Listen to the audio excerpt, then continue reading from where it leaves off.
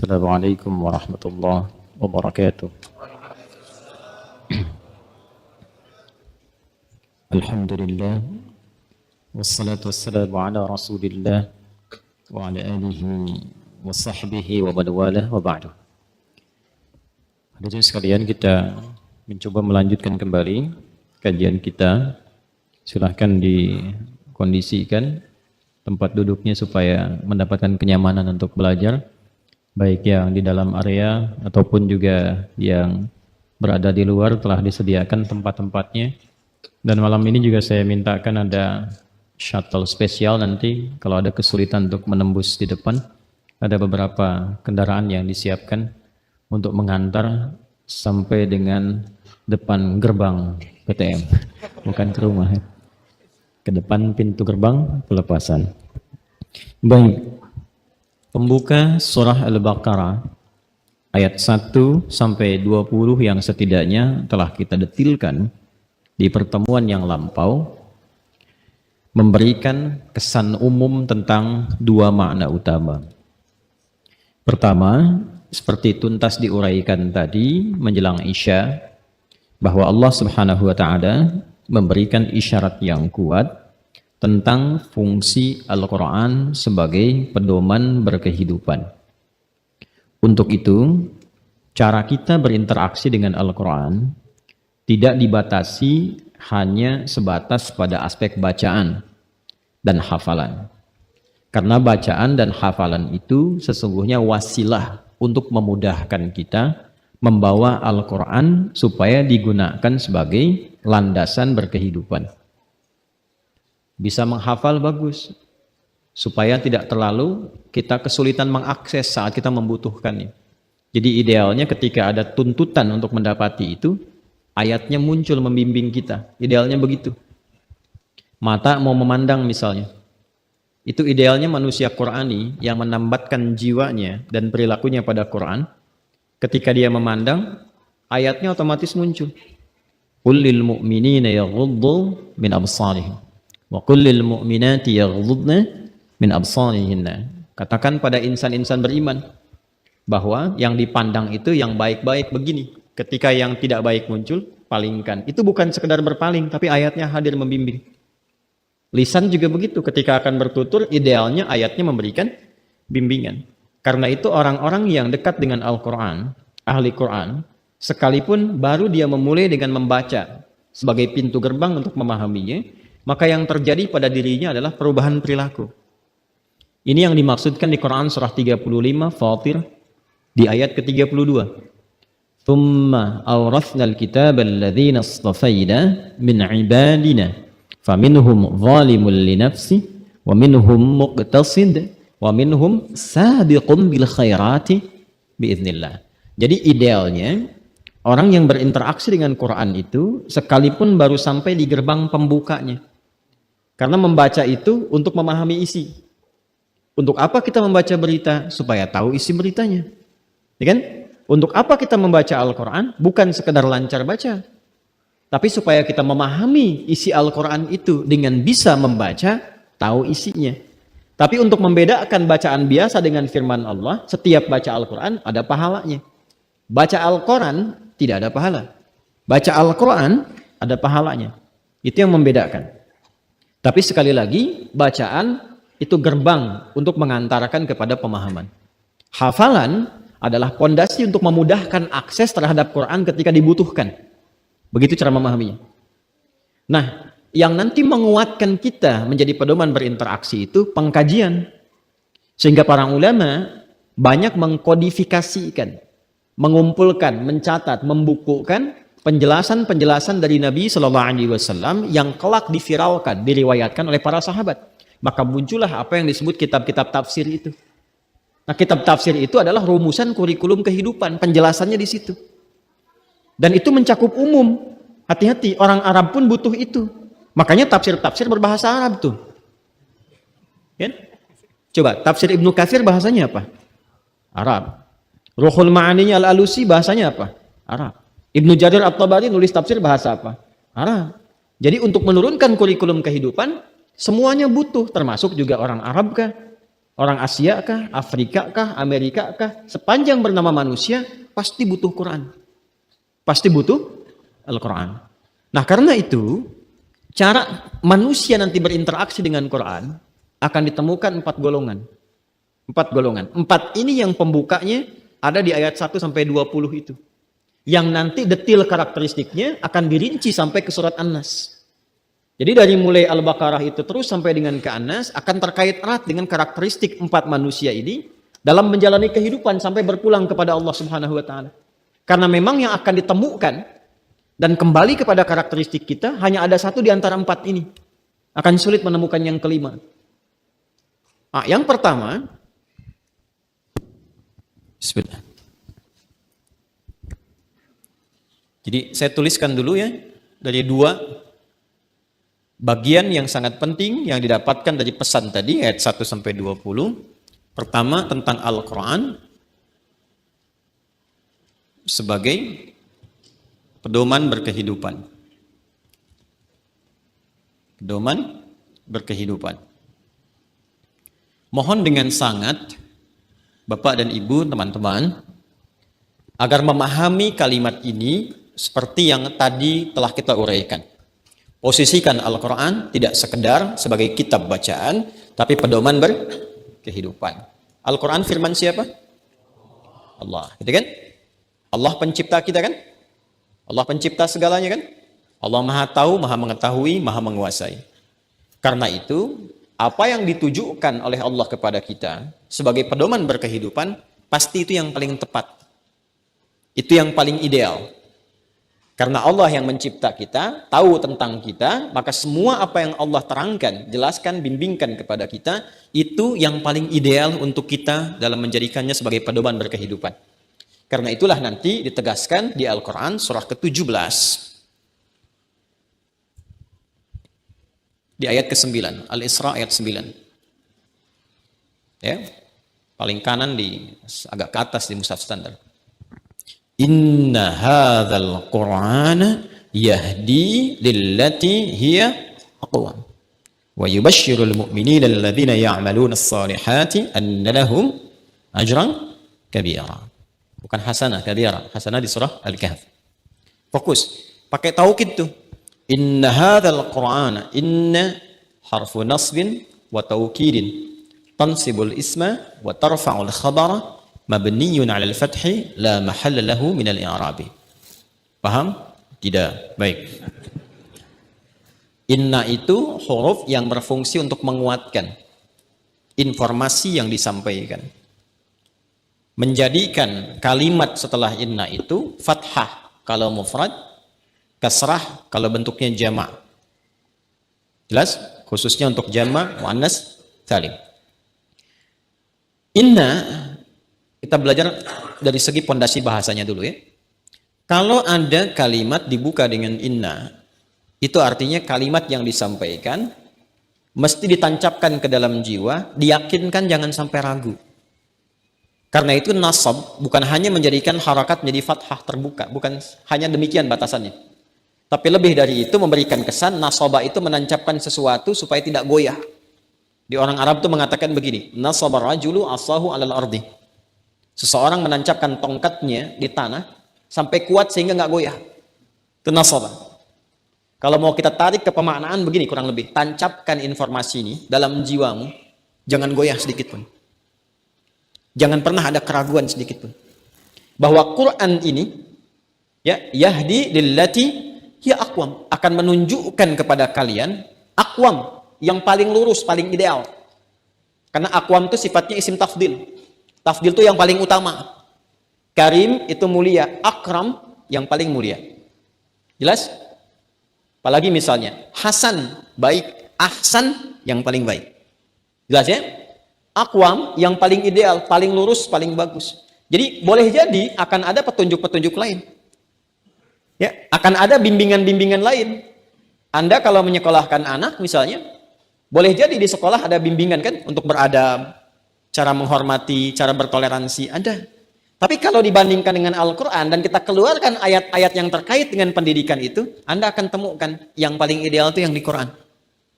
Dari bab toleransi dalam akidah, toleransi dalam muamalah, bab saling menghormati, ada semua. Bahkan memandang aja diatur.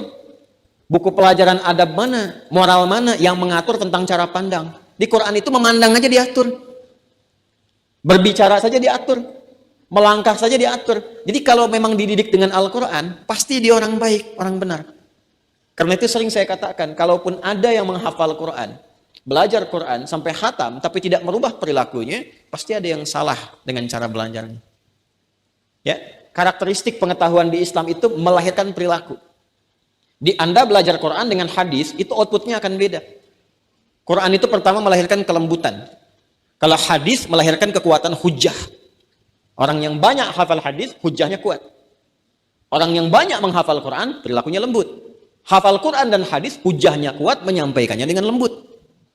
Tuh. Nanti fikih, usul fikih, membuat rasionalitas semakin tinggi. Logikanya kuat, mencerna sesuatu mudah. Jadi kalau Anda belajar usul fikih, nanti mau belajar apapun jadi lebih cepat. Dan daya fikirnya lebih kuat. Itu karakteristiknya. Ya, yang lebih begitu doang. Konfirmasi dari luar. Ya, karena itu, kalau mengacu kepada Al-Quran, nggak akan menemukan bengkok. Pasti ideal terus. Itu yang dikuatkan di pembuka surah Al-Kahf. Jadi kalau kita benar menyadari ini, belajar Qurannya betul, yang keluar syukur. Dan ungkapan syukur itu yang pertama kali keluar itu hamdalah. Alhamdulillahilladzi anzala ala abdihil kitaba walam yaj'al lahu iwaja qayyima. Tuh. Ya kan? Jadi jelas di sana dzalikal kitab la raiba fi, yang di sini alhamdulillahilladzi anzala ala abdihil kitab walam yaj'al lahu iwaja. Enggak ada bengkoknya, lurus saja. Enggak ada aibnya. Nah, makanya saya sering motivasikan kepada kita siapapun, mulai dari Quran dulu. Oke, sholat Quran, hidupkan Qurannya. Hidupkan. Minimal kita buka dengan gerbangnya dulu. Baca dulu, punya program semua baca. Punya program. Sehari itu jangan sampai nggak baca Quran. Baca Quran sehari. Walaupun hanya 1 halaman. Pokoknya siapkan baca. Kalau akhwat di hari-hari libur misalnya, dengar aja. Ya, buka misalnya ada speaker aktif yang Quran itu ya. Ini saya agak sungkan menyebut itu karena video saya suka dipotong gitu. Iya, jadi pemburu konten seakan-akan kita jualan, padahal saya nggak punya produk itu gitu ya. Tapi saya menyarankan sering dengar Quran. Jelas? Nah, ini gambarannya. Nah, cara menurunkan ini tadi seperti yang saya sampaikan, gunakan seluruh ayat-ayat Quran itu dengan penjelasan di hadisnya sebagai kurikulum kehidupan. Nanti dibagi 2. Yang pokok biasanya yang terkait dengan ibadah. Sifat spesifiknya biasanya ritual, nuansanya ke spiritual. Contohnya sholat, yang pokok. Maka keluarkan caranya dari mulai ayat-ayat tentang sholat, hadis-hadis tentang sholat, sehingga paham betul ada berapa jenis sholat. Yang pokok kita paham 5 waktu, 17 rakaat, kapan saja waktunya, itu lengkap semua. Bukan sekedar waktunya, sampai cara menjaganya ada. Kapan waktunya, cara menjaganya bagaimana, fadilahnya apa, ada. Nanti sampai dengan hadisnya, menunya tampilkan. Dapat kita ini, maka kuat dalam penunaian sholat. Ini yang pokok. Karena itu di Islam kan ada ibadah-ibadah pokok kan? Sholat, zakat, puasa, haji, misal kan? Setelah syahadat itu. Zakat misalnya, jangan dipahami sebagai kewajiban dalam bentuk hukum fikih saja, tidak. Itu motivasi pada kita, kalau ingin memilih passion harta dalam ibadah. Zakat kan yang dikeluarkan harta kan? 2,5% itu. Gimana mau zakat kalau nggak ada hartanya? Jadi ajakan untuk berzakat itu sekaligus ajakan untuk kaya. Ajakan supaya meningkatkan harta benda. Hanya bedanya insan beriman dengan yang belum beriman. Orang beriman itu orientasi mengumpulkan hartanya itu untuk ibadah ke sini. Jadi bukan sekedar dikumpulkan. Kalau cuma untuk kaya, jangankan yang beriman, banyak yang belum beriman pun bisa kaya juga. Dan harus ada pembeda di imannya. Sahabat-sahabat dulu, Utsman, Abdurrahman bin Auf, dan yang lainnya radhiyallahu ta'ala anhum jami'ah, kaya itu orientasinya untuk ibadah. Jadi bukan untuk dikumpulkan, apalagi pamer. Jauh dari itu semua. Jadi kata Nabi itu komennya, yang sampai riwayatnya kepada kita itu, ya dipahaminya bima makna kama qala Rasulullah SAW. Di pemahaman dalam Islam tuh kaya tuh biasa. Gak istimewa-istimewa amat tuh. Ciamat aja gak istimewa. Biasa saja. Ya sama aja dengan ilmu. Karena kan passion pilihan. Sama saja dengan tenaga, dengan kedudukan. Hanya yang membedakan jadi ibadah atau tidak. Seperti halnya sholat ini yang pokok, nanti ada cabangnya disebut dengan sunnah. Zakat juga sama, ada cabangnya disebut dengan apa? Ada infak, ada sedekah dan turunan-turunan lainnya. Jadi siapa yang mau pilih lewat harta? Silahkan. Nanti ada puasa yang pokok, cabangnya yang sunnah, puasa Senin, puasa Kamis, Ayyamul Bid. Nanti ada haji yang pokok, turunannya ke bawah ada umrah misalnya. Umrah pun ada yang wajib, ada yang sunnah. Jelas sampai sini? Nah, ini yang diturunkan. Nanti yang pilihannya, yang cabangnya, ini yang passionnya nih. Mau pilih apa untuk beraktivitas di dunia ini? Ditentukan. Karena itu orang tua pun, itu sunnahnya, mesti kompak suami istri itu untuk memetakan anaknya itu disiapkan jadi apa. Harus disiapkan. Itu bagian dari ketakwaan. Nanti di Quran surah keempat, An-Nisa, ayat ke-9. Kita masih di Al-Baqarah, ayat 21, belum juga kita baca tuh. Sabar ya, insyaallah. Di An-Nisa ayat 9 itu bagian dari ketakwaan orang tua menyiapkan anak-anak itu supaya kuat masa depannya. Wal yakhshal ladzina law taraku min khalfihim dzurriyyatan dhi'afa khafu 'alaihim falyattaqullaha wal yaqulu qawlan sadida. Disiapkan generasi, kata Allah, hendaklah orang tua merasa khawatir dan meningkatkan takwa kepada Allah dengan menyiapkan apa? Generasi-generasi yang kuat. Jangan sampai lemah. Lemah apanya? Bisa imannya, bisa hartanya, bisa pendidikannya. Jadi yang ideal itu tiga-tiganya itu mesti disiapkan. Jangan sampai dia kuat ilmunya, ya, tapi lemah imannya. Itu berbahaya. Jangan sampai kuat imannya, lemah ilmunya. Itu juga berbahaya. Iman kuat, yakin, betul, tapi ilmu lemah. Besok subuh 3 rakaat. Karena nggak ada ilmu. Ya. Betul ilmunya bagus, iman bagus, tapi harta tidak menunjang, akhirnya menjadi peminta-minta, nggak diharapkan. Karena itu, ini persiapan yang terbaik itu anak-anak itu disiapkan. Dan itu idealnya sudah banyak contohnya. Hannah dengan Imran, ya kan? Keduanya kan bukan nabi, bukan rasul, tapi menyiapkan anaknya. Yang ini khusus nih. Bahkan istrinya bernazar. Yang di ayat 35 itu surah Ali Imran, kita masih di Al-Baqarah ayat 21. Belum boleh. Di Ali Imran ayat 35, itu istrinya tuh sudah kompak gitu dengan suaminya. Menyiapkan anaknya yang dikandung itu, yang ini spesial. Untuk jadi anak yang dekat dengan Allah. Artinya pilihannya tuh ahli agama. Kan ada kadang orang tua pengen anaknya yang ini insinyur kan? Ini dokter misalnya, yang ini tentara. Boleh. Boleh. Ada yang menyiapkan, saya pengen yang ini ahli tafsir. Yang ini ahli hadis. Hannah dengan Imran sepakat. Hanya nanti dalam kesepakatan ini, qadar Allah, sesuai ajalnya, Imran meninggal duluan. Ya. Sejak Hannah mengandung. Dalam kandungan itu sudah bernazar. Idh qalat imra'atu Imran rabbi inni nadharatu laka ma fi batni muharrara fataqabbal. Ya Allah, yang ini saya pengen bebaskan dari urusan dunia. Arsitek sudah ada, dokter sudah ada, saya pengen yang ini ya Allah, ahli agama nih, yang dekat denganmu saja. Disiapkan. Karena itu nanti fikihnya kalau sudah seperti itu, siapkan guru pendamping yang ideal. Boleh bapak ibu misalnya dari sekarang nih, saya pengen anak saya jadi dokter sekaligus penghafal Quran. Silahkan cari guru yang bisa membimbing, mengajarkan, ajarkan Qurannya, turunkan ayat-ayat kedokterannya, kasih buku bacaan-bacaan yang sesuai dengan apa yang dia inginkan, bapak ibu rencanakan, bimbing sampai ke atasnya. Itu yang menjadikan Nabi Zakaria hadir, dibikinkan mihrab. Sekarang kalau ditarik ke konteks pendidikan sekarang, cari sekolah yang mengantarkan pada tujuan. Ini cabang namanya. Nanti antum mau pilih apa profesinya, turunkan ayatnya, begitu cara menyikapinya.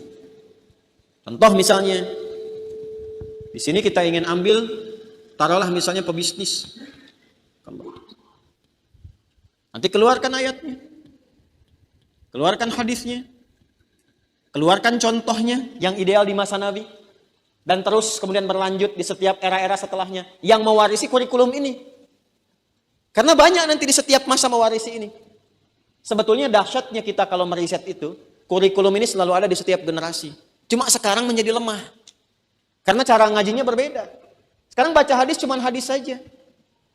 Kadang-kadang yang sekarang umumnya hanya sebatas di Al-Arba'in, selesai. Riyadhus Shalihin, selesai. Dan cara membacanya pun bukan menurunkan sebagai kurikulum hidup. Sebagai kajian-kajian biasa. Paling tinggi tematik. Kenapa nggak kita khususkan begini caranya? Kemudian contohnya. Kan kita lengkap. Ada pelajaran sirah nggak? Ada. Sirahnya ada. Sirah itu kan tapak sejarah yang dikeluarkan sebagai contoh ideal di masanya. Keluarkan nilainya, terapkan di era kini. Jadi kita tuh kurang apa coba? Ayatnya ada, hadisnya ada, contohnya ada. Dan setiap pembelajaran itu ada disiplin ilmunya. Dan nyata bukan fiktif. Itu yang mahal. Dan dahsyatnya, setiap disiplin ilmu dalam Islam itu punya verifikasinya.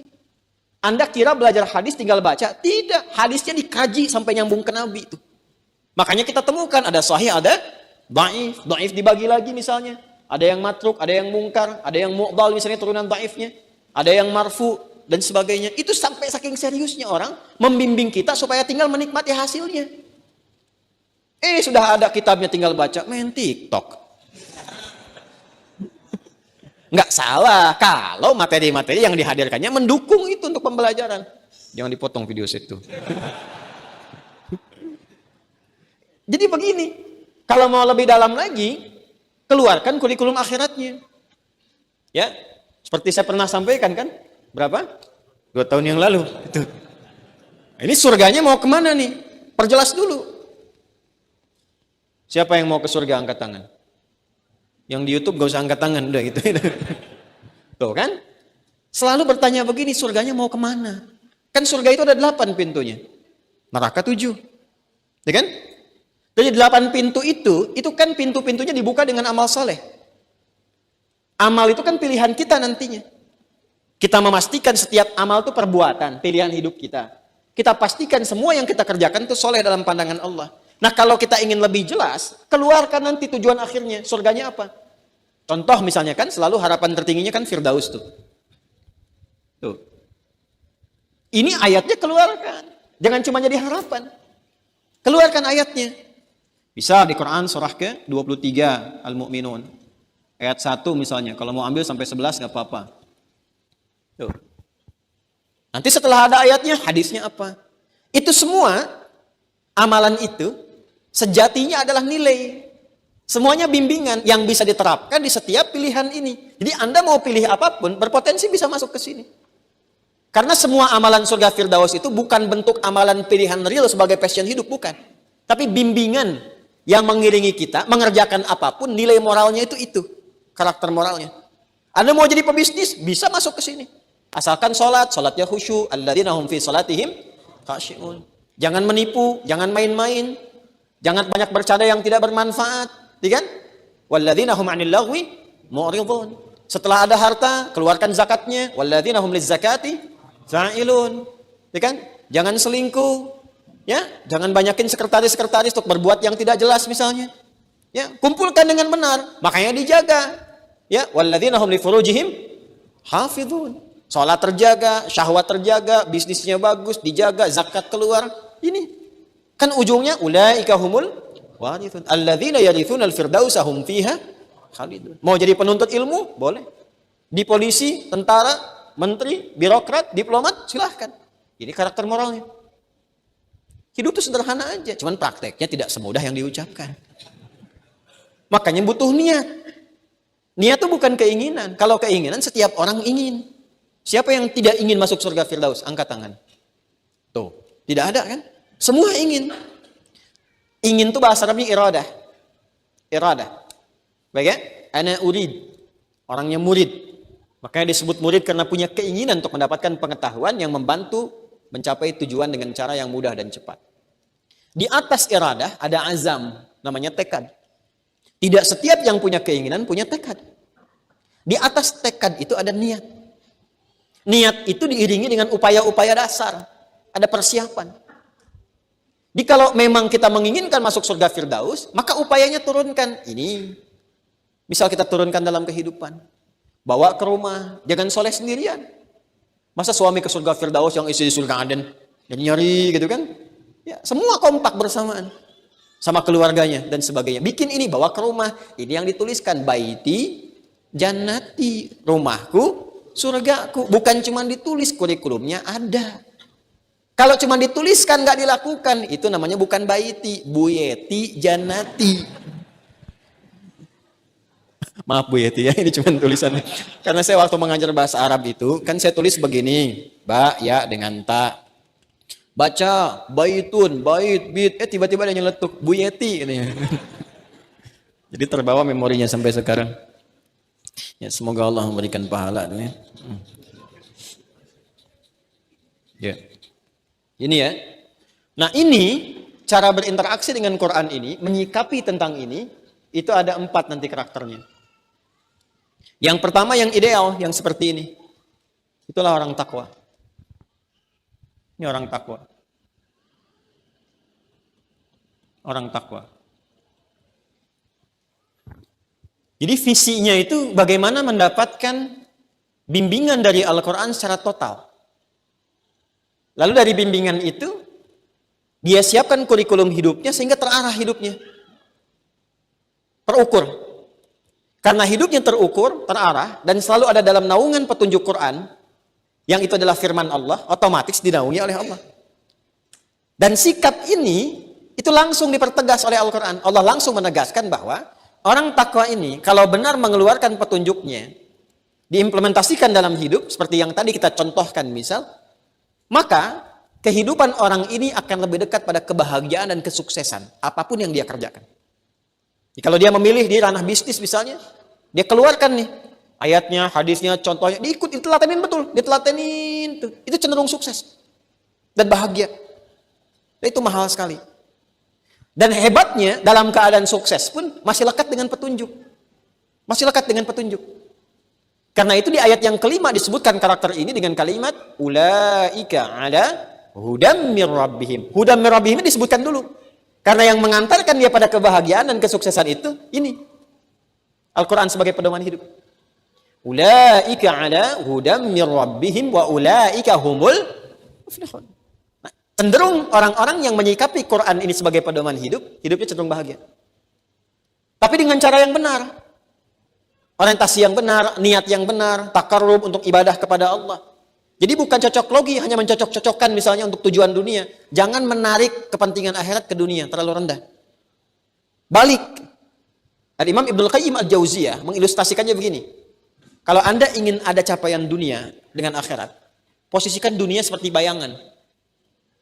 Jangan dikejar, apalagi ditangkap. Hanya lelah saja. Besok cobain ya, nangkap bayangan. Ya, tangkap bayangan tuh. Kejar aja, tangkap. Ya, kejar, tangkap, kejar. Sulit, capek. Maka caranya, kata Al-Imam Ibnul Qayyim Al-Jauziyah, berbaliklah. Ketika Anda berbalik, maka bayangan mengikuti. Dunia tuh begitu. Berbalik menuju akhirat, dunia akan ikut. Jelas? Ini bagian orang takwa yang pertama. Karena itu, dahsyatnya apa? Ketika ini diikuti, dia punya ciri nanti. Ciri yang pertama orang takwa itu, dia selalu melatih keimanannya. Melatih keimanannya. Yuk kita pelan-pelan tuliskan ya. Dia melakukan peningkatan iman. Jadi tidak statis. Dilatih terus naik ya. Karena itu bentuknya mudhari'. Ayat 3-nya, alladzina yu'minuna bil yu'minun, naik terus. Lewat apa? Lewat skema ibadah.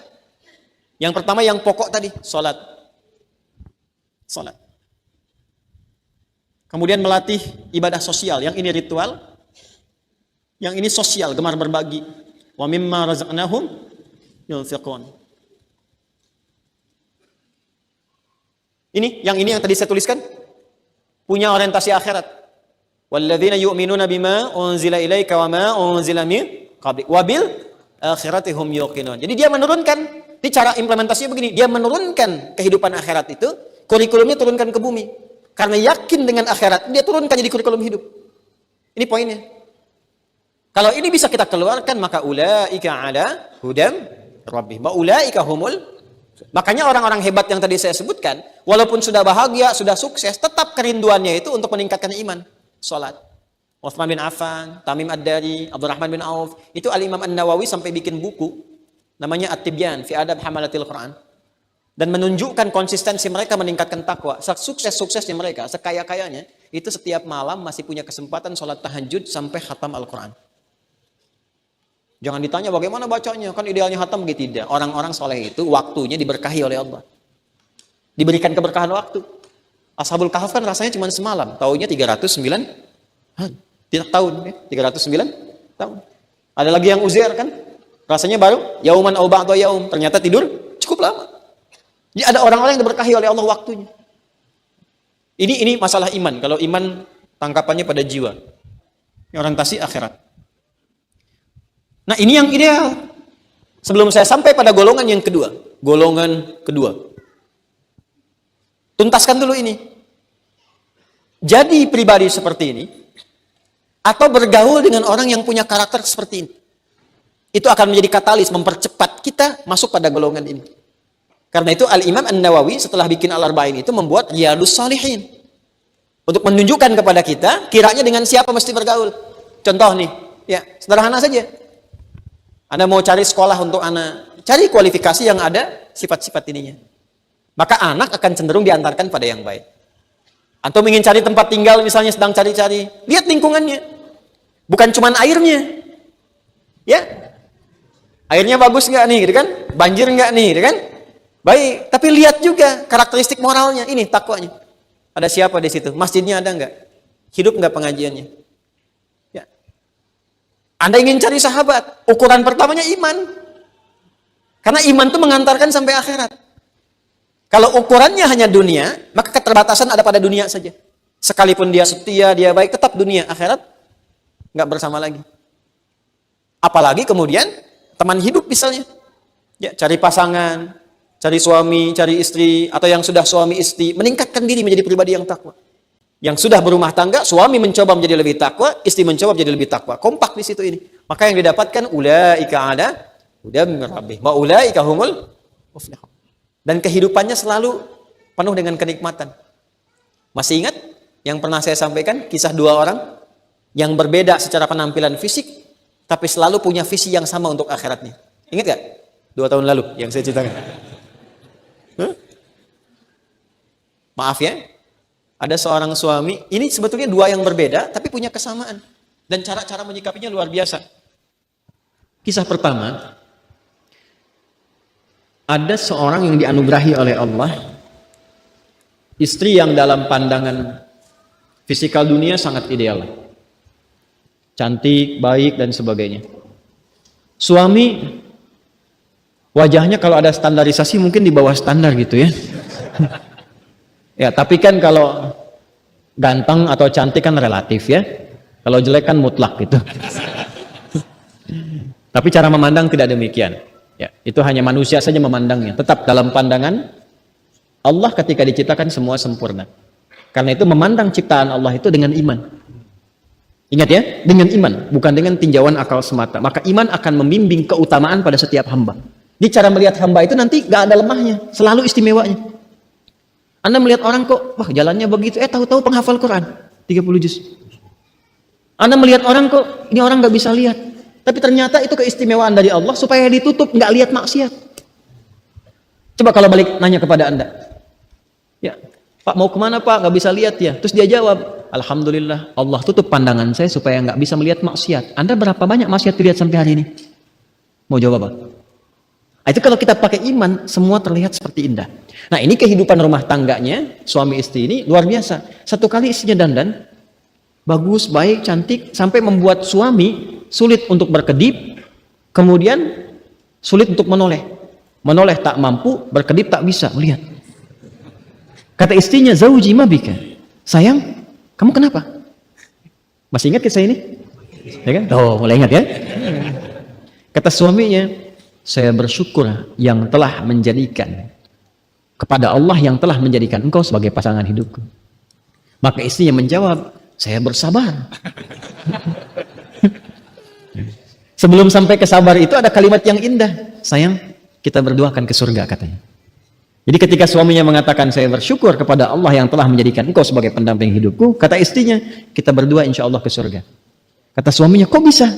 Kata istrinya, engkau bersyukur menjadikan aku sebagai pasangan hidupmu atas ketetapan Allah, aku bersabar menerima engkau sebagai pasangan hidup yang Allah titipkan kepadaku. Keduanya tertawa. Jadi itu bukan sebuah ejekan, tapi hanya untuk menyampaikan sebuah visi. Jadi akhirnya ada kesenangan bersama. Jadi canda orang-orang takwa itu, candanya itu canda-canda yang memberikan pencerahan kepada jiwa. Kan ada yang ketawa bahagia, ada yang ketawa nyelekit kan? Ya. Ya. Tapi yang hebat tuh yang ini, alim. Alim tuh satu orang, jamaknya ulama. Ya, dari kalangan ulama alim luar biasa.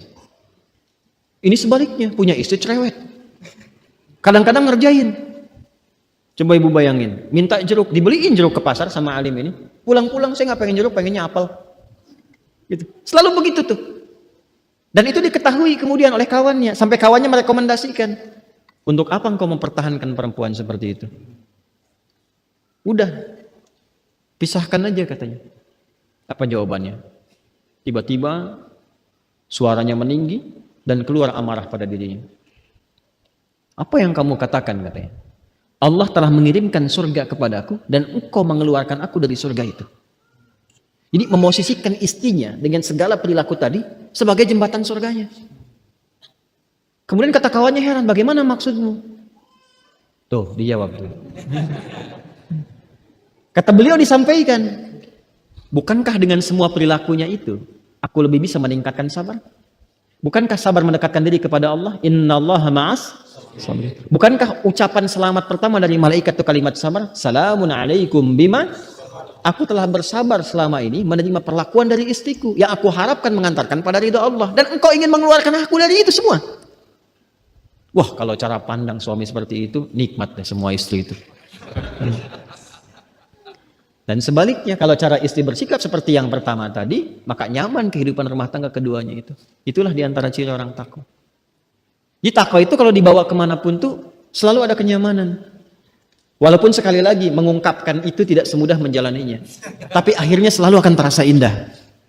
Kan pahala itu ada di prosesnya, kan bukan di akhirnya. Keindahan tuh di akhirnya, pahala di prosesnya. Jadi kalau sedang menjalani, jalani aja dulu. Tapi arahkan kepada ibadah supaya ringan untuk menjalaninya. Golongan kedua, itu golongan yang ingkar. Lawan dari yang ini. Takwa itu punya ciri utamanya iman, yang ini punya ciri utamanya ingkar. Menutup diri dari keterangan-keterangan Quran sebagai petunjuk. Sikap untuk menutup itu bahasa Arabnya disebut dengan kafar. Jamaknya kafaru. Maka ayat 6 dan 7 mewakili karakteristik golongan kedua ini. Innal ladzina kafaru sawa'un 'alaihim a'anzartahum am lam tunzirhum la yu'min itu lawan dari yang ini ciri pertama. Alladzina yu'minuna bil ghaib. Yang ini la yu'minun, ingkar. Menutup dirinya. Tapi menunjuk kepada karakter. Nah, golongan kedua ini dibagi dua bagian. Sehingga ada yang menghitung ini 2 dan 3, ada yang memasukkan pada satu golongan cuma dibagi 2. Yang satu yang kafar namanya. Jadi saya menuliskan dengan kafar dulu, jamaknya kafaru untuk menunjukkan perilaku. Kafaru jamaknya ini. Yang pertama, orang yang anti iman secara langsung, lawan dari mukmin. Mukmin lawannya pemilik perilaku kafar, namanya kafir. Kafara yakfuru fahuwa kafirun. Maka di sini muncul kata kafir. Kafir itu lawan dari iman. Yang menutup dirinya dari keterangan-keterangan Al-Quran sehingga tidak yakin terhadap keterangan ini. Jelas ya? Disebut apa namanya? Kafir. Jamaknya disebut kafirun. Baik. Sehingga diartikan belum beriman. Jelas ya? Terhalang atau menutup dirinya untuk belum beriman. Ini kafir. Satu. Yang kedua, ada yang kafar ini perilakunya seperti kafir. Kalau kafir karena lawan dari iman, karena itu nggak ada pancaran-pancaran iman dari perilakunya. Contoh, pancaran iman pertama, alladzina yu'minuna bil ghaib wa yuqimunas shalat. Orang beriman mesti salat. Kafir karena tidak ada pancaran iman, dia nggak salat. Karena kan menutup diri dari petunjuk Quran. Ya kan? Dia tidak salat. Dalam tanda petik ada kewajaran dia tidak salat karena tidak ada iman. Paham sampai sini? Jelas ya? Yang menarik tuh begini. Menarik itu dalam konteks negatif ya. Negatif. Ada orang mengaku beriman tapi nggak sholat. Nah, ini jadi problem. Ada nggak orang ngaku beriman tapi nggak sholat? Ada. Ngaku Islam tapi nggak sholat? Ada. Ada. Ngaku Islam tapi nggak zakat? Ada. Ada. Makanya orang yang sudah berhak zakat, dia ngaku muslim nggak mau zakat, disebutnya kafar. Kafar. Maksudnya perilakunya seperti orang kafir saja. Mereka nggak sholat, yang belum beriman, nggak sholat karena nggak ada iman. Ya kamu ngaku iman, kok nggak sholat? Kok perilakunya seperti serupa? Karena itu nanti di surah ke-14 itu, yang ayat 7 itu, wa idz ta'adzana rabbukum la in syakartum la azidan wa la in kafartum inna azabi syadid. Kalau kamu ingkar, nah ingkar di sini yang dimaksudkan boleh jadi pada bentuk yang kedua. Mengaku dia muslim, ya kan? Tapi ternyata perilakunya mencerminkan perilaku-perilaku yang bertentangan dengan keislamannya, dekat dengan maksiat, fasik. Fasik namanya, fusuk. Ya. Oh, itu bukan kode ya. Wah. Nanti kalau yang di YouTube penasaran, datang ke sini ya. Supaya tahu ada sekitaran apa di sini. Iblis. Itu sebelum jadi iblis dari kalangan jin, dikenal sebagai hamba yang taat. Sehingga ada pendapat yang menyebutkan namanya viral dengan Azazil. Pernah saya ulas di Ramadan kemarin. Artinya yang terhormat. Dan viral di alam langit. Tapi ternyata status hamba terhormat ini menjadi runtuh ketika dia sombong. Diminta untuk sujud oleh Allah karena perintah Allah, ingat, bukan karena sujudnya. Dan sujudnya jadi sujud hormat. Ada dua jenis sujud. Sujud ibadah penghambaan, yang kedua sujud hormat. Diperintahkan oleh Allah untuk hormat. Bukan karena hormatnya, tapi karena perintahnya. Ingat itu, karena perintahnya. Karena itu dikonfirmasi di Quran surah 7. Coba lihat di Al-A'raf ayat 12. Quran surah 7. Qala ma mana'aka alla tasjuda id amaratu. Hai iblis, apa yang mencegah engkau tidak sujud hormat kepada Adam ketika aku perintahkan? Cara memahaminya sederhananya begini. Ini tuh perintahku. Bukan karena sujudnya, tapi karena aku perintahkan. Artinya kita sholat pun harus diniatkan untuk memenuhi perintah Allah. Karena pada hakikatnya Allah nggak butuh dengan sujud kita. Semuka langit dan bumi tidak sujud, tidak menurunkan status Allah sebagai Tuhan. Tetap Rabbul Alamin yang butuh kita. Untuk membuktikan penghambaan kita kepada Allah. Jadi kalau kita ingin membuktikan status kita sebagai hamba, maka sholat. Sholat. Itu kaidah pertamanya. Di Quran surah ke-20 kan, ayat 14 itu. Innani anallahu la ilaha illa ana fa'budni wa aqimis salata lidzikri.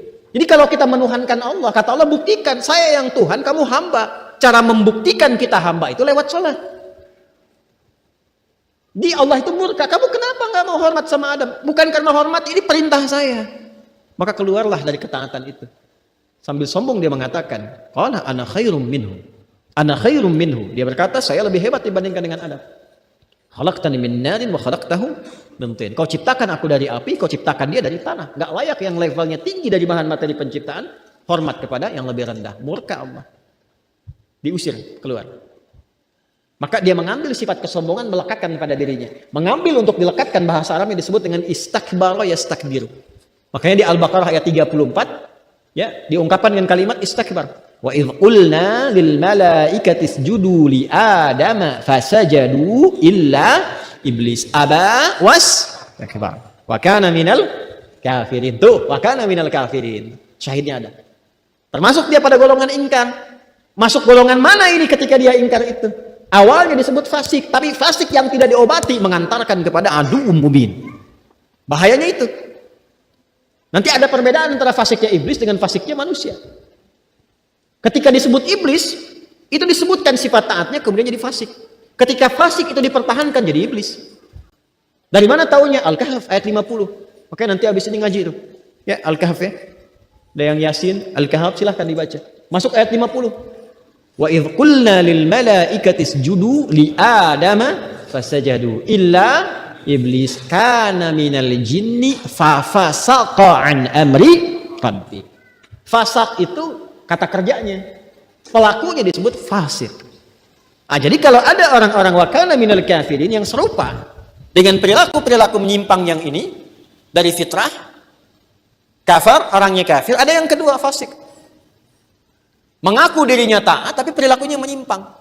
Fa fasaqa an amri rabbi. Begitu dipertahankan, makin menyimpang, makin maksiat, jadi kufur betulan. Nah, makanya ini, awas hati-hati ya, yang mengaku muslim mempertahankan tidak sholat, kan? Tidak zakat, nanti akan terakumulasi sifat-sifat itu. Yang bahaya dari fasik bisa naik nanti pada golongan yang keempat. Kalau karakter tiganya disebut tiga golongan besarnya, kalau dihitung ke sini 1, 2, 3 jadi 4. Siapa itu? Munafik. Munafik.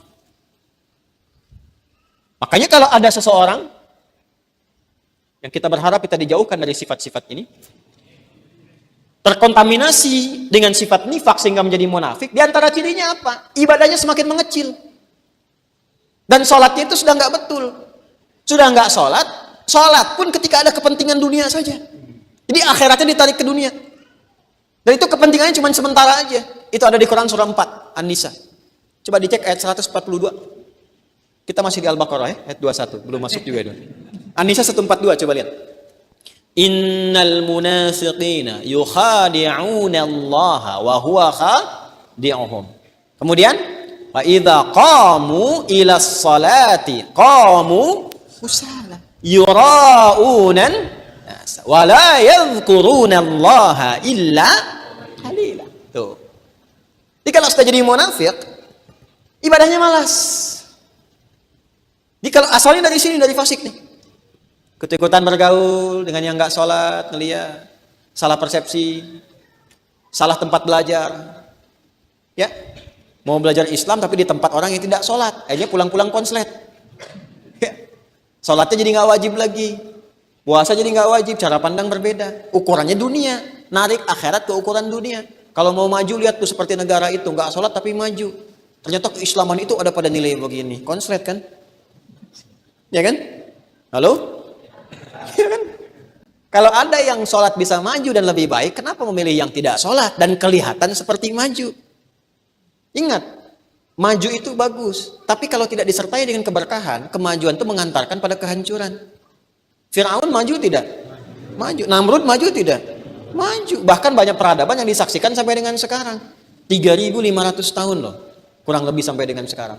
Jarak Nabi Muhammad ke Nabi Musa kan sekitar 2.000 tahun. Kita ke Nabi Muhammad 1.500 tahun, 3.500 tahun. Piramidnya masih ada. Perlambang kemajuannya. Tapi apakah membawa keberkahan? Tidak. Habis di larung lautan. Dan dicontohkan kepada kita sekarang. Ya, muminya ditampakkan.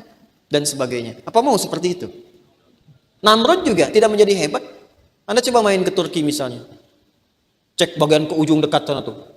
Ya, arah-arah ke Mesopotamia, ke arah sananya itu. Kan ada piramid-piramid juga. Saya sudah pernah kunjungi itu. Hebat, besar, bagus, dan sebagainya. Tapi apakah mengantarkan pada keberkahan? Tidak. Kita butuh yang berkemajuan, tapi di dalamnya ada keberkahan. Nah ini pertanda bahaya ini. Jadi udah mulai malas ibadahnya. Dan menariknya gini, kalaupun ibadah, cuman sedikit. Illa khalila. Yang sedikit itu pun cuman buat pamer aja. Kalau bahasa milenial mah pencitraan apa ya? Saya kurang paham. Buat itu aja gitu. Ya. Jadi kalau ada perlu, ya mulai dipakai atribut agama. Nggak ada perlu, nggak ada lagi.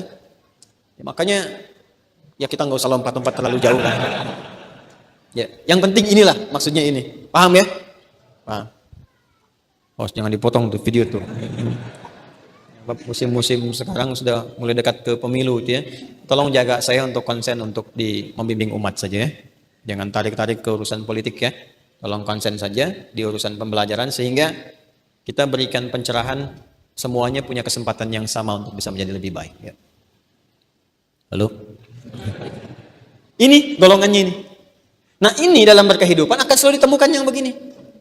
Munafik, penyakitnya nifak, ada di mana saja, bisa terjadi nanti, diidentifikasi. Ini cirinya, ini penyakitnya, ini tanda-tandanya, ini obatnya.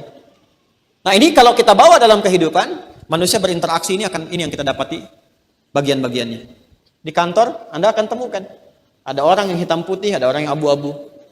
Ada yang punya sifat-sifat yang dampaknya disebutkan. Ini kalau dibawa ke masyarakat dampaknya akan begini. Di Islam itu konkret dan bisa diverifikasi. Contoh yang munafik ada Abdullah bin Ubay bin Salul. Dicari benar nggak sosoknya ada? Dicari ada dalam kitab sejarah. Ya, ini tokoh-tokoh ulama kita itu sampai ada yang ngarang untuk menyantumkan biografi manusia-manusia yang berkehidupan sejak zaman Nabi itu. Sampai disebutkan lahirnya kapan, wafatnya bagaimana, karakternya seperti apa. Sampai ada yang bikin seperti itu. Mu'jam. Satu waktu memang kita harus keluarkan tuh buku-buku hebat itu. Sampai Barat itu mengoleksi itu.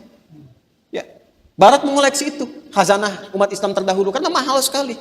Banyak manuskrip yang belum bisa diterjemahkan sampai sekarang. Ya.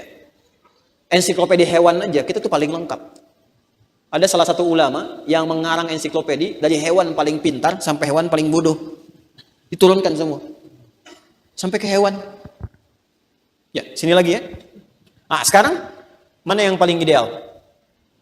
Takwa, kafar, fasik, atau munafik? Jelas takwa. Semua kita menginginkan bagian dari yang ini. Dan kita pun tidak boleh soleh sendirian. Karena itu saya selalu mengajak. Doakan juga ini yang kafir mau beriman. Yang fasik mau bertobat. Yang munafik supaya sembuh. Supaya nilai-nilai kemuliaan itu melekat pada semua. Minimal kalau ditanya di hari kiamat. Alih-alih kita banyak menghujat. Kita bisa menjawab. Saya sudah mendoakan ya Allah. Seperti yang pernah Engkau perintahkan. Hisabnya ringan. Jelas ya? Baik. Jadi kita perbaiki cara berkomunikasi kita ya. Ini takwa. Nah sekarang pertanyaannya, kalau kita pengen banget jadi golongan takwa, caranya seperti apa? Kan ini detail pengantarnya sudah ada kan, sifat-sifatnya. Nah pembukanya bagaimana kalau pengen seperti itu? Dan idealnya semua manusia kan mengharapkan ini kan? Siapa manusia yang tidak ingin bahagia? Yang tidak ingin sukses? Semua pasti minta. Bahkan yang belum beriman pun bisa meminta kepada Tuhan, Tuhan lancarkan pekerjaanku. Tuhan mudahkan urusanku. Semua pengen begitu. Karena takwa itu pengantar pada kemudahan. Masih ingat? Enggak 2 tahun lalu, pekan lalu saya sampaikan. Pekan lalu. Mau bilang 2 tahun ya. Pekan lalu. Ya. Quran surah 65 itu. Ya, di akhir ayat kedua, di awal ayat ketiga, wa may yattaqillaha yaj'al lahu makhraja. Siapa yang mampu meningkat takwanya, mudah urusannya. Sampai ke rezeki, wa yarzuqhu min haitsu la. Ilmu juga begitu. Semakin meningkat takwa, semakin terjadi lompatan pengetahuan. Al-Baqarah di akhir ayat 282. Wattaqullaha wa yu'allimukumullah. Bahagia juga begitu. Wattaqullaha la'allakum tuflihun. Jadi semua orang pasti menginginkan kebahagiaan, kesuksesan. Kunci standarnya di takwa. Karena itu ketika Anda, kita bertanya, ya Allah bagaimana caranya jadi takwa? Maka turunlah ayat 21 itu untuk memberikan jalan kepada kita. Ini yang mau baca kita sekarang. Ayat 21. Ya. Halo? Ini baru kita masuk ayatnya sekarang. Ya. A'udzu billahi minasyaitonir rajim. Bismillahirrahmanirrahim. Ya ayyuhan nasu u'budu rabbakumul ladzi khalaqakum walladzina min qablikum la'allakum tattaqun. Anda, saya, kita tadi menginginkan supaya jadi bagian orang takwa. Menginginkan sesuatu yang sangat diharapkan, itu diwakili dengan kata la'allakum. Kata la'allakum ini dari kata la'alla dan kum. Kata Al-Imam As-Suyuti dalam Al-Itqan, la'allakum ini termasuk huruf tarajji. Di sini juga dikutip. Ya, saya bacakan ya supaya sesuai. Huruf tarajji. Di halaman ke-103 bab yang Arab. Bismillahirrahmanirrahim. Ya ayyuhan nasu ya harfu nida'in wa ayyu ismun munada madmum wa hali tanbih wa kathratun nida fil Qur'ani bihadzal uslub litta'kid wal mubalaghah. Nanti saya terjemahkan dan saya ulas. Lianna kullama nada Allahu bihi ibadahu min awamir wa nawahin wa'idatin minal umuril 'azam al-mujibah litayaqquz. Kemudian langsung saya agak cepat nanti ya.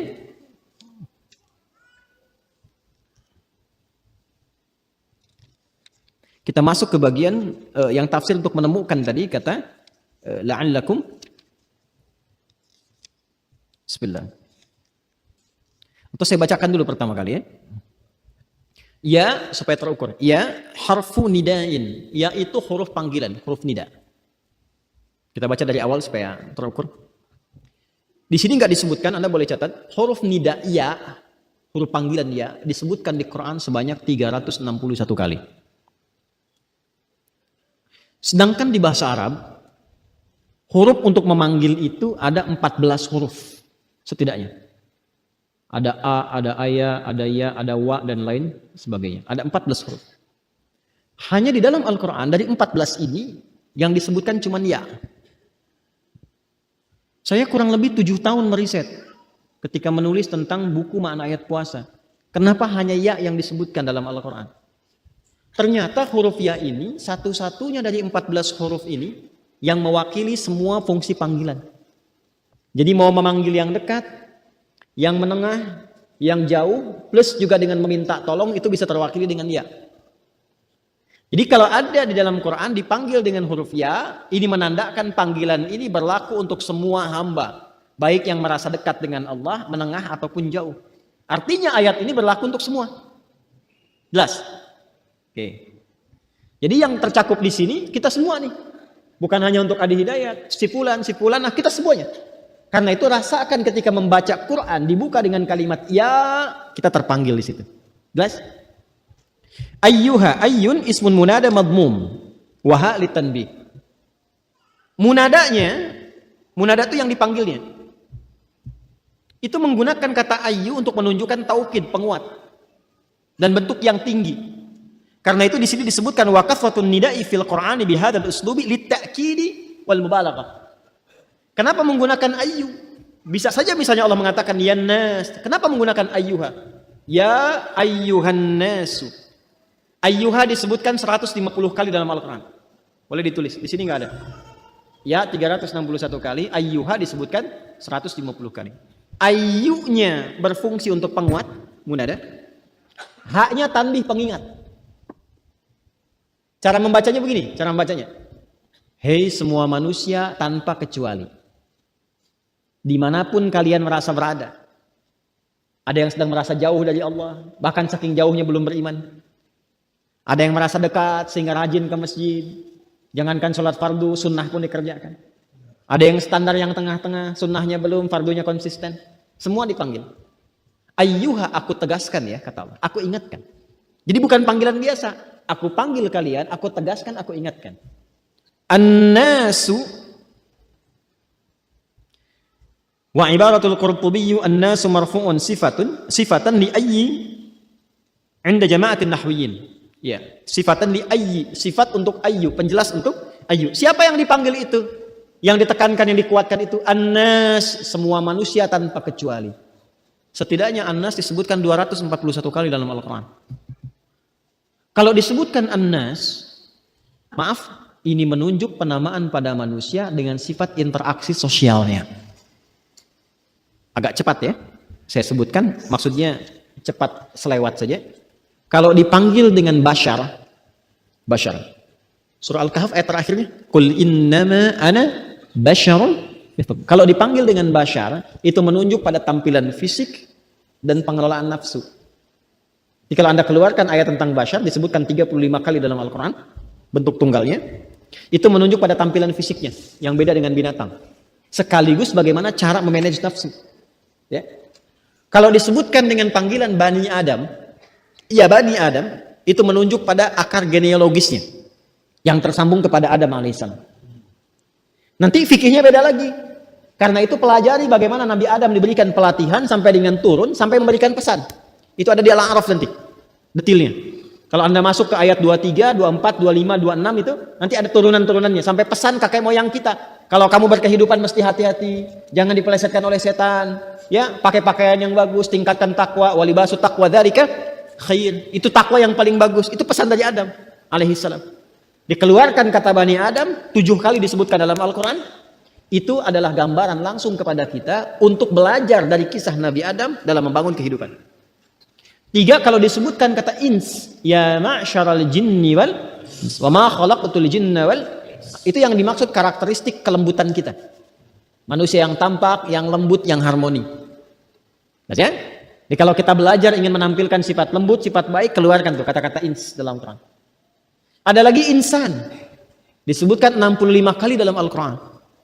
Bahkan ada surahnya, surah ke-76 Al-Insan. Hal ata 'alal insan. Kalau disebutkan insan, itu terkait dengan totalitas aktivitasnya. Dari bangun tidur sampai tidur lagi. Jadi kalau Anda ingin menata aktivitas dari bangun tidur, apa yang dikerjakan sampai tidur lagi, maka itu diwakili oleh kata insan. Bagaimana cara mengatur aktivitas supaya selamat, supaya baik, supaya nggak rugi? Keluarkan kata insannya di situ. Karena itu ketika turun surah Al-Asr, dilekatkannya bukan dengan bashar, Bani Adam ins, tapi insan. Surah 103, wal 'asr innal insana lafi khusr illa alladziina amanu wa 'amilus shalihat. Nah, kalau disebutkan dengan nas itu praktek dari semua tadi yang dibawa dalam interaksi sosial. Jadi kita bergaul dengan orang lain, dalam beraktivitas bergaul dengan orang, mungkin dengan orang tua, mungkin dengan pasangan, mungkin dengan tetangga.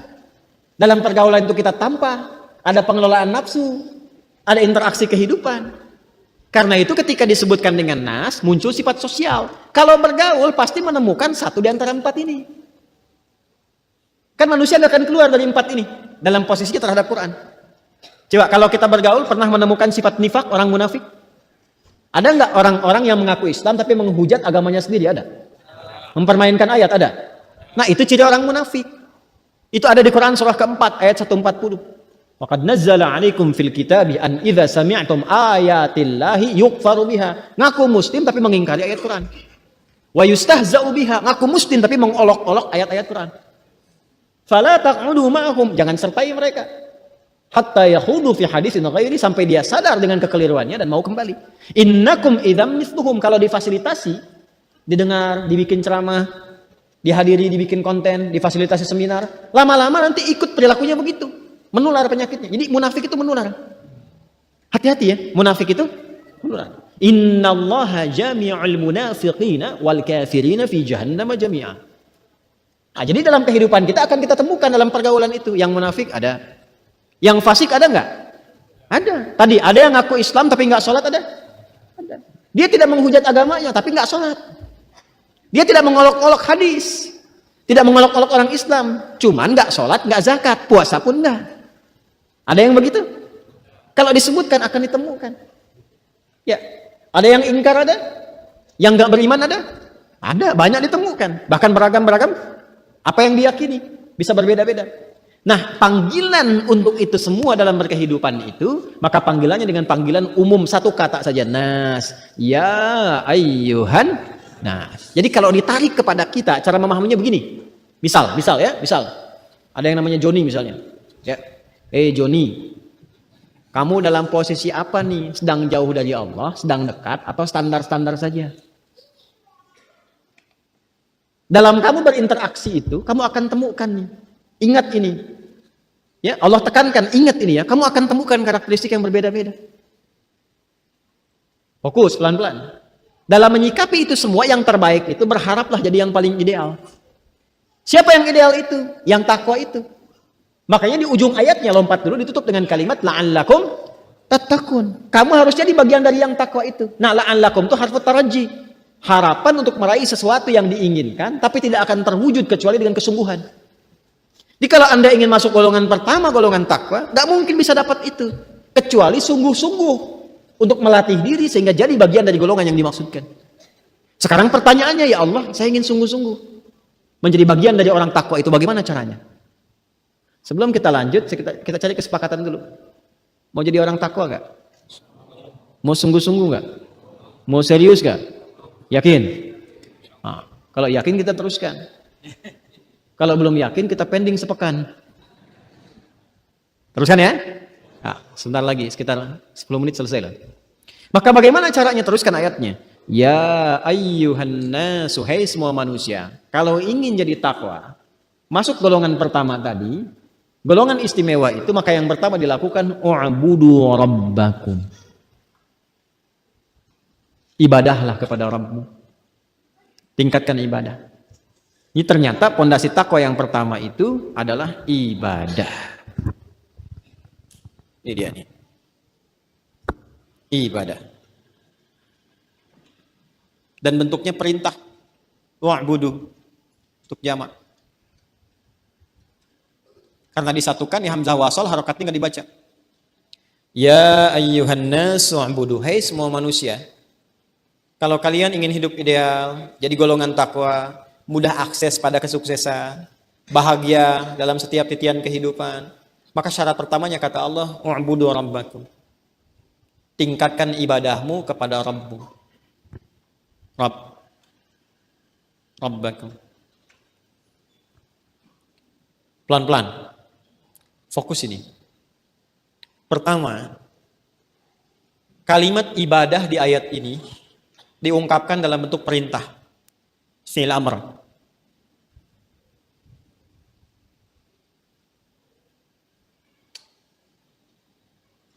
Perintah dalam kaidah di usul fikih disebutkan al-aslu fil amri lil wujub. Pada dasarnya setiap perintah itu maknanya wajib. Hatta yadullad dalilu ala khilafi. Sampai nanti ada keterangan lain yang memalingkan hukum wajib kepada hukum lain. Bisa jadi nanti sunnah, bisa jadi mubah. Karena keterangan-keterangan yang lainnya disebut dengan qarinah. Tapi dasar awalnya sifatnya wajib. Awas, pelan-pelan. Perhatikan, ini filosofinya, ini mahal sekali nih, ini hikmahnya nih. Tidak mudah menemukan penjelasan ini. Fokus ya. Ya ayyuhan nasu, perhatikan cara memahaminya. Hei semua manusia, tanpa kecuali. Kalau Anda ingin masuk dari golongan pertama takwa ini, la'allakum tattaqun, supaya kamu takwa jadi golongan terbaik, maka kata Allah, wa'budu rabbakum. Beribadahlah, sembahlah, tingkatkan ibadahmu kepada Allah. Ketika mengungkapkan bentuk ibadah itu dalam bentuk perintah, sifatnya apa? Wajib. Perhatikan, cara memahami hukum wajib itu jangan sebatas dipahami sebagai perintah formal. Tapi cara memahaminya, hadirkan sifat rahman Allah di balik perintah itu. Di Allah itu saking sayangnya kepada kita, memaksa kita untuk beribadah itu bukan karena ibadahnya, supaya kita bahagia. Kan jadi orang takwa itu bisa bahagia kan? Wa ulaika humul muflihun. Takwa mengantarkan pada kebahagiaan. Takwa itu dekat dengan bahagia. Takwa dekat dengan kesuksesan. Takwa dekat dengan solusi. Takwa dekat dengan kecerdasan. Tuh. Takwa dekat dengan kemudahan. Semua hal yang kita dambakan itu, yang ideal itu, ini pembukanya ada pada takwa. Sedangkan untuk mendapatkan takwa, kuncinya di ibadah. Jadi ketika Allah mewajibkan kepada kita untuk ibadah, sebetulnya bukan karena memaksa kita mengerjakan sesuatu. Supaya kita bahagia ini. Supaya kita lebih dekat ke sukses. Supaya kita lebih mendapatkan solusi. Jadi karena Allah sayang, maka dihukumi wajib. Kalau nggak sayang, nggak diperintahkan.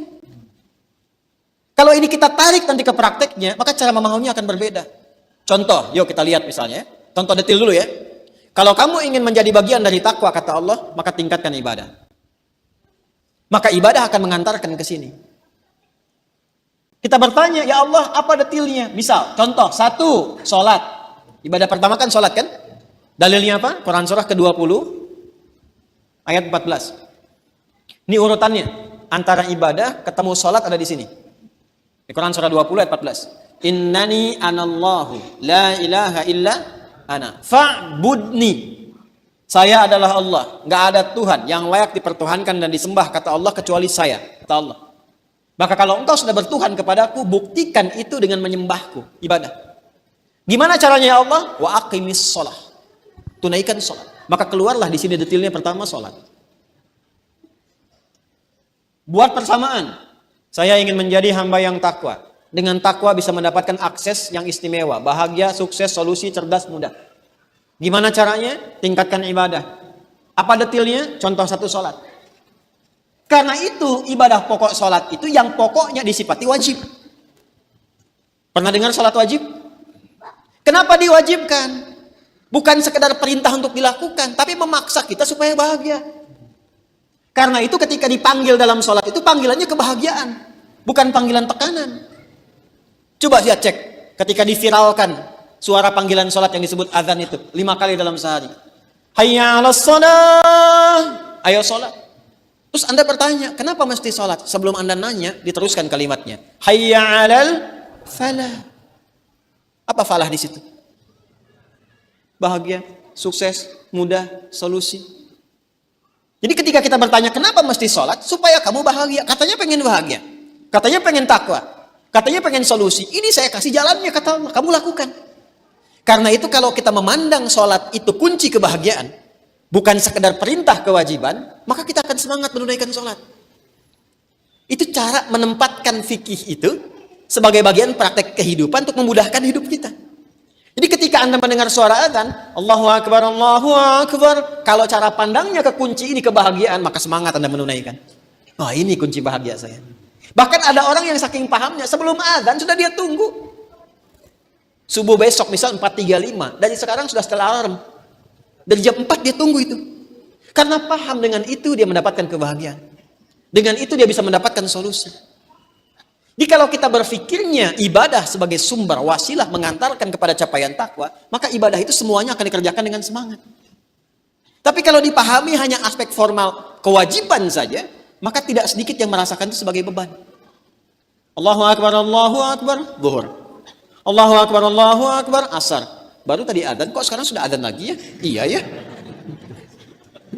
Kecilkan suaranya. Misal, contoh.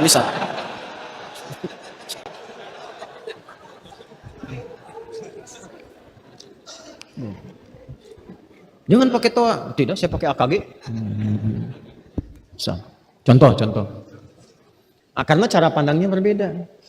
Jadi kalau kita melihatnya sebagai rahmat, insya Allah semua merasakan kenyamanan kok.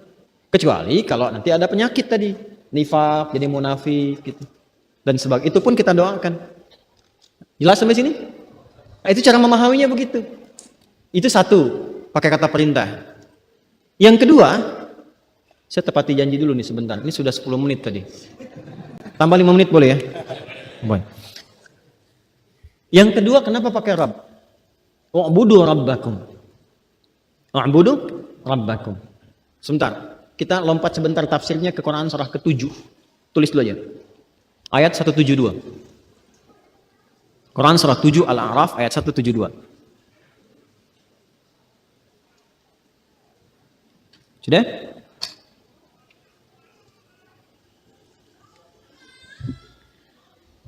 Wa idh akhadha rabbuka min bani adama min zuhurihim dhurriyyatahum wa ashhadahum ala anfusihim alastu bi rabbikum qalu bala syahidna an taqulu yawmal qiyamati inna kunna an hadha ghafilin. Ada ayatnya?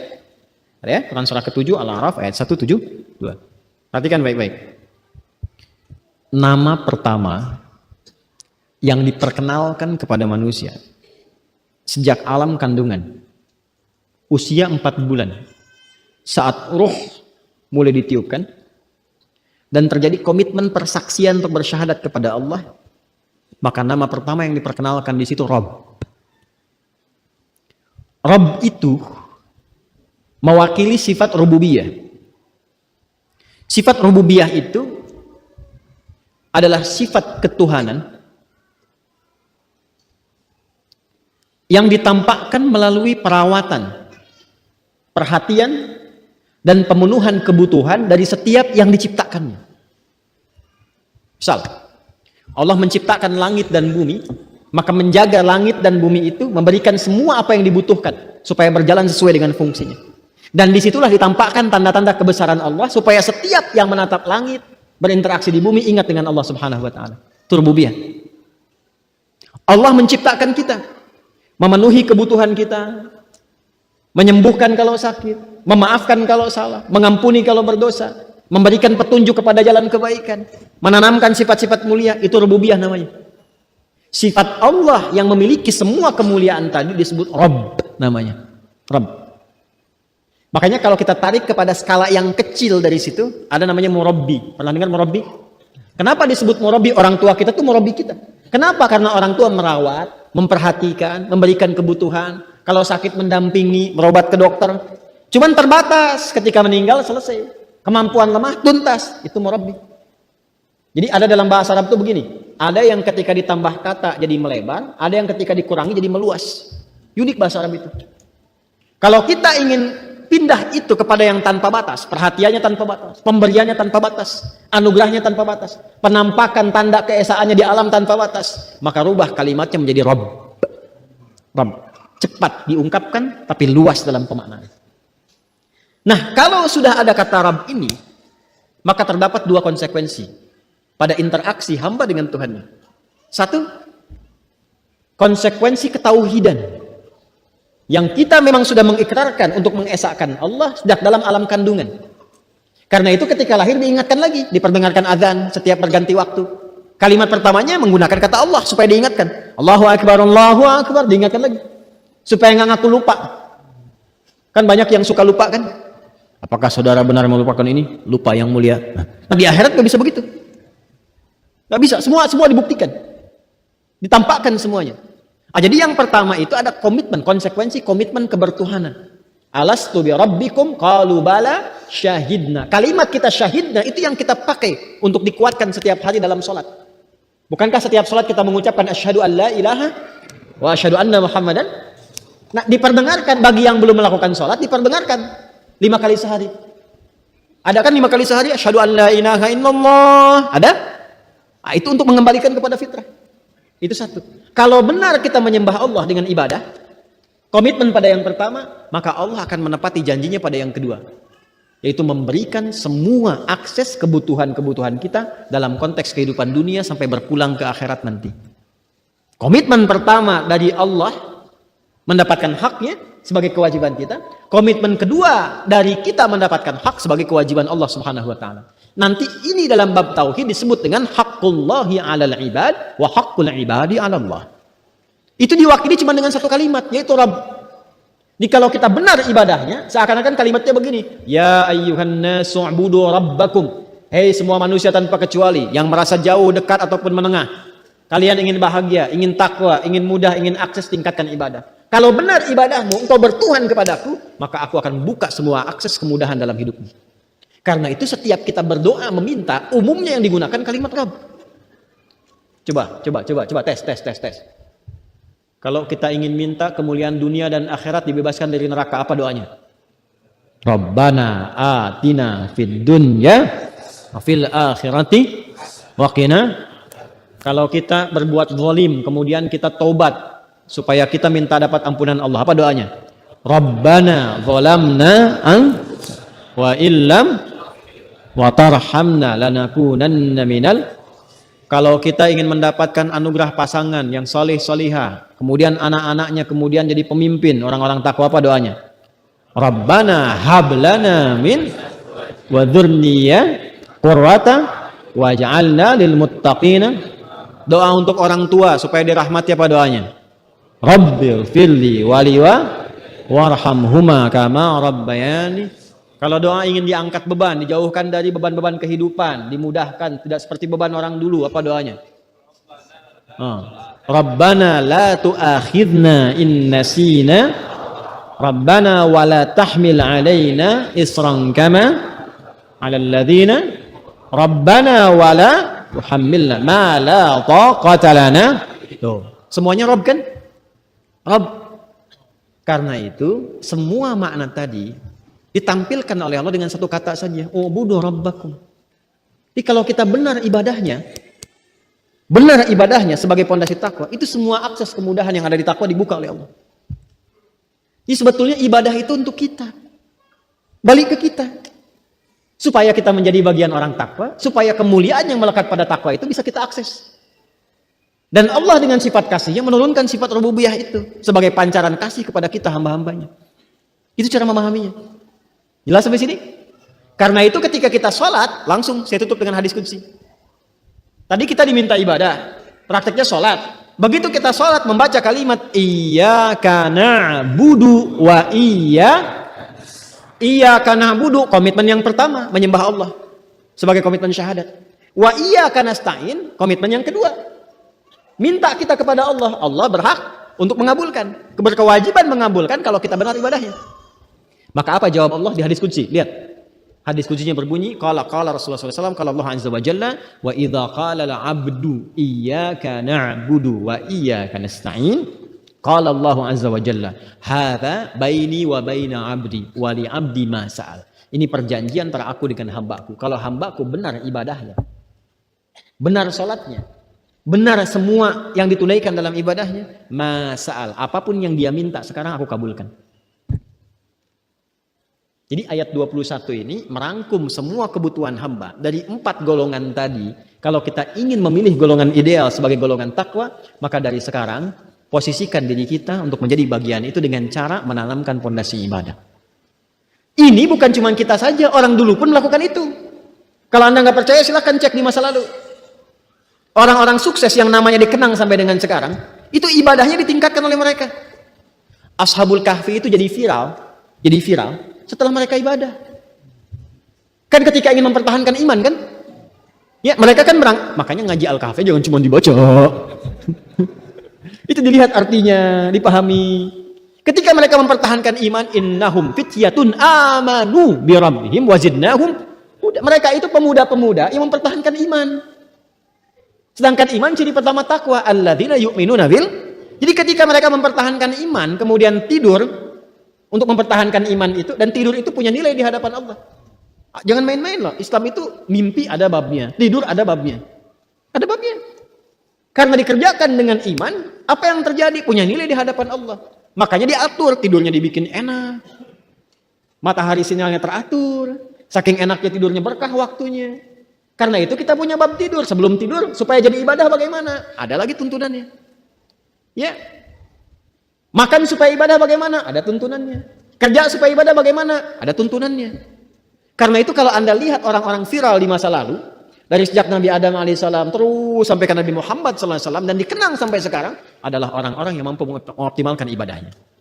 Karena itu teruskan ayatnya. Ya ayyuhan nasu ubudu rabbakumul ladzi khalaqakum walladzina min qablikum la'allakum. Jangankan Anda, kamu yang saya ciptakan kata Allah. Orang dulu pun sudah saya ciptakan. Pertama Allah jelaskan kepada kita, kenapa engkau menyembah aku? Karena aku Tuhanmu. Engkau itu hamba.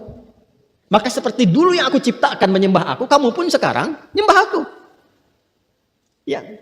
Jelas sampai sini? Supaya apa ya Allah? Bukan hanya menampilkan kehambaan kita, tapi supaya mendapatkan akses kemudahan dalam berkehidupan seperti orang dulu mendapatkannya. Karena itulah kemudian saya tutup semua aktivitas kita. Dari bangun tidur sampai tidur lagi, itu punya tuntunan ibadahnya. Dan bersyukurlah kepada Allah. Kita temukan hanya dalam Islam. Saya sempat komparasikan. Dan saya hanya temukan di dalam Islam sampai saat ini, sampai detik ini. Ya, kalau mungkin kekurangan bacaan bisa nanti dikomparasikan. Tapi sampai detik ini tidak saya temukan satu kegiatan pun punya nilai yang ibadah, punya nilai ibadah yang terukur. Jadi bacaannya ada, caranya ada, bimbingannya ada, manfaatnya ada, kecuali di Islam. Bangun tidur sampai tidur lagi. Saya tanya pada Anda. Pertama doa, mau tidur, nanti mau tidur. Ada doanya? Ada. Apa doanya? Bismillahirrahmanirrahim. Baik. Ada caranya?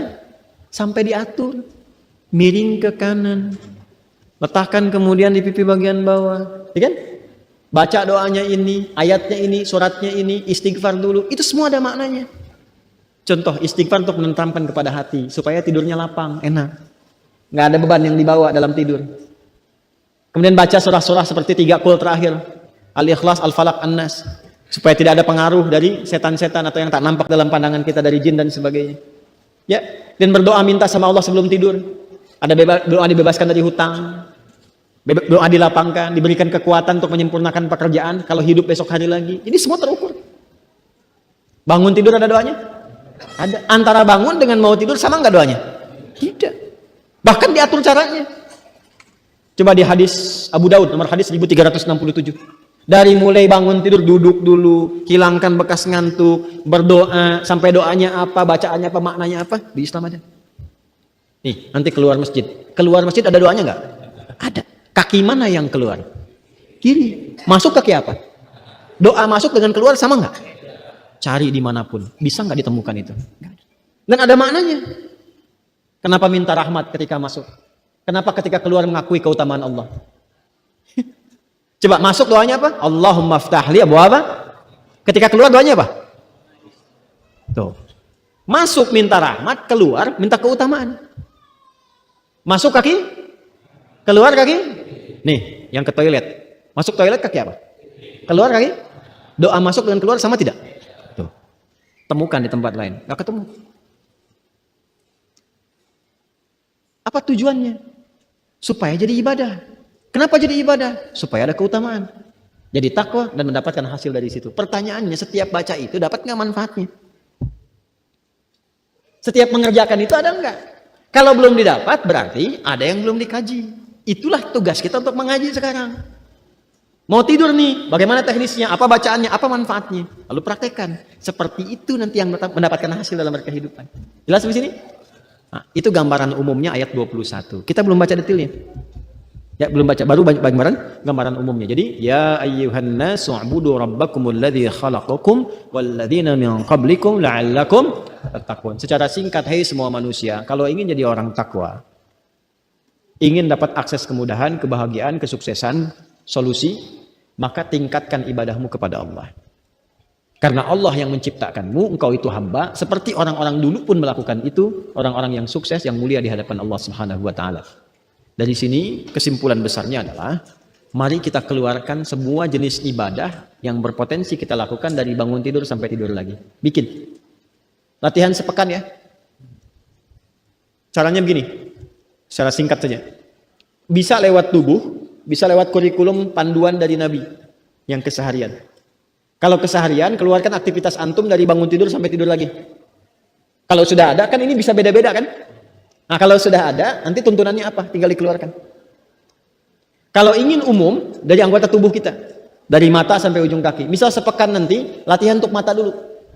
Saya minta sepekan ya, kita semua sepakat ini. Coba latih matanya untuk terbiasa ibadah. Halo? Ya, sepekan ini ya. Latihan mata itu ibadahnya gampang, cuma 2. Lihat yang baik-baik, tinggalkan yang tidak baik. Jadi yang hanya boleh dilihat yang baik saja, yang tidak baik palingkan. Ya, lihat yang baik, palingkan dari yang tidak. Ukuran baiknya ukuran syariat. Baik itu ukurannya halal. Ingat ya, jangan keluar dari sini mana sendal yang baik teh. Yang halal, yang layak untuk dipandang. Sepakat? Jadi mulai hari ini mohon ya, yang lihat WA keluar gambar gak bagus, palingkan. Sepakat? Yang baik-baik lihat, masjid, para penghafal Quran, kajian-kajian yang baik lihat. Tolong latihan itu selama sepekan. Nanti sepekan, pekan depan kita ketemu. Coba lihat perbedaannya dan hasilnya pada diri kita. Apa